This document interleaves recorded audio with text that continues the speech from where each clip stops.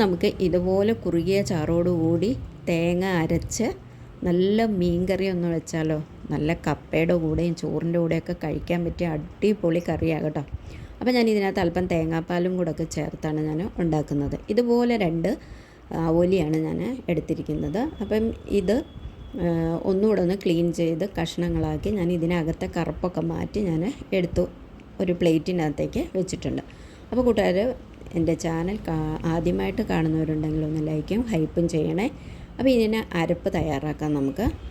അപ്പോൾ ഇതിലേക്ക് ഞാൻ 1 കപ്പ് അളവിലുള്ള ചെറിയ തേങ്ങയും 1 കഷ്ണം ചെറിയ ഉള്ളി കഷ്ണങ്ങളാക്കിയതും അതോടൊപ്പം തന്നെ 1/4 സ്പൂൺ മഞ്ഞൾപ്പൊടിയും അതുപോലെ തന്നെ 2 വലിയ സ്പൂൺ മുളക് പൊടിയാണ് ചേർക്കുന്നത്. അപ്പം മുളക് പൊടി ചേർക്കുമ്പം 1 സ്പൂൺ എരിവുള്ളതും 1 സ്പൂൺ എരിവില്ലാത്തതുമാണ് ഞാൻ ചേർത്ത് കൊടുക്കുന്നത്.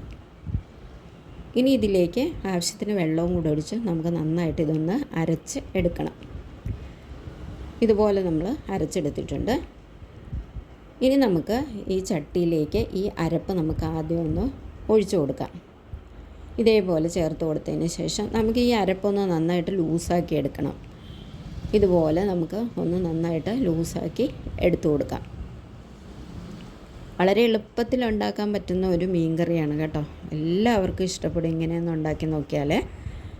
അപ്പം ഇനി ഞാൻ ഇതിലേക്ക് ചേർത്ത് കൊടുക്കുന്നത് അതായത് ഈ അരപ്പ് നന്നായിട്ട് ലൂസാക്കിയതിന് ശേഷം ഇനി ഇതിലേക്ക് ചേർത്ത് കൊടുക്കുന്നത് 1 പച്ചമുളകാണ്. അപ്പോൾ ഞാൻ കൂടുതൽ എരിവ് ചേർക്കുന്നില്ല, അതുകൊണ്ടാണ് ഞാൻ 1 പച്ചമുളക് എടുത്തത്. നിങ്ങൾക്ക് വേണമെങ്കിൽ കൂടുതൽ പച്ചമുളകൊക്കെ ചേർക്കാം കേട്ടോ. ഇനി അതിലേക്ക് 1 കഷ്ണം ഇഞ്ചി ഇതുപോലെ നീളത്തിൽ അരിഞ്ഞത് ചേർത്ത് കൊടുക്കുന്നുണ്ട്.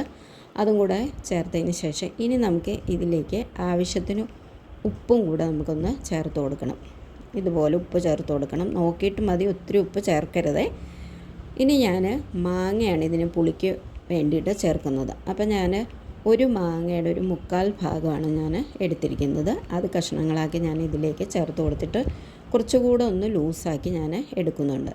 അതിന് ശേഷം നന്നായിട്ട് നമുക്ക് ഇളക്കി കൊടുക്കാം. ഞാനിപ്പോൾ അത് സ്റ്റൗവിൽ വെച്ചിട്ടുണ്ട്. ഒന്ന് തിളച്ച് വരുമ്പം വേണം നമുക്കിനി ഇതിലേക്ക് മീൻ ചേർത്ത് കൊടുക്കാനായിട്ട്. അപ്പം നമ്മുടെ അരപ്പ് നന്നായിട്ട് തിളച്ചിട്ടുണ്ട്. ഇനി നമുക്ക് മീൻ കഷ്ണങ്ങൾ ഇതിനകത്തേക്ക് ചേർത്ത് കൊടുക്കാം. ഇതുപോലെ നമുക്ക് ചേർത്ത് കൊടുക്കാം. അപ്പം മീൻ കഷ്ണങ്ങൾ ചേർത്ത് കഴിഞ്ഞാൽ നമ്മൾ തവിയിട്ട് ഇളക്കാൻ പാടില്ല.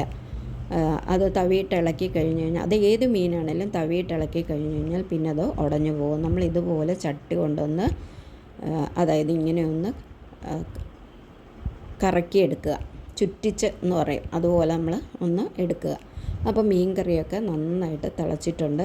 ജസ്റ്റ് നമുക്ക് നോക്കാം ഇനി പുളിയും ഉപ്പും ഒക്കെ മതിയോ എന്നുള്ളത്. അപ്പോൾ എല്ലാം പാകത്തിന് ആയിട്ടുണ്ട്. ഇനി ഞാൻ ഇതിലേക്ക് ഒരല്പം തേങ്ങാപ്പാൽ, ഏകദേശം ഒരു 1/2 കപ്പിന് താഴെയുള്ള തേങ്ങാപ്പാലും കൂടെ ചേർത്തിട്ട് സ്റ്റൗ അങ്ങ് ഓഫ് ചെയ്യുക. സ്റ്റൗ ഓഫ് ചെയ്തതിന് ശേഷവും വീണ്ടും ഈ ചട്ടിയുടെ ചൂടുകൊണ്ട് ആ കറി തിളച്ചിരിക്കുകയാണ്.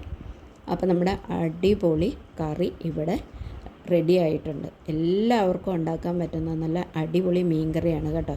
ഇത് ഞാൻ പറഞ്ഞില്ലേ, കപ്പയുടെയോ ചോറിൻ്റെ കൂടെയോ ഒക്കെ നമുക്ക് കോമ്പിനേഷനായിട്ട് കഴിക്കാൻ പറ്റുന്നതാണ്. എല്ലാവരും ഇതൊന്ന് ട്രൈ ചെയ്ത് നോക്കണേ. അപ്പോൾ ഇനി അടുത്തൊരു വീഡിയോയുമായി കാണാം.